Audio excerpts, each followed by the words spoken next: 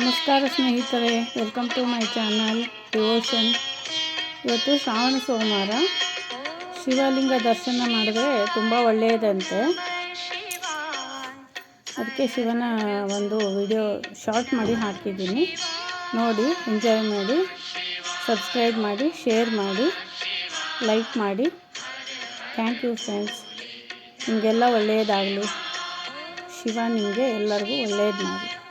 Thank you.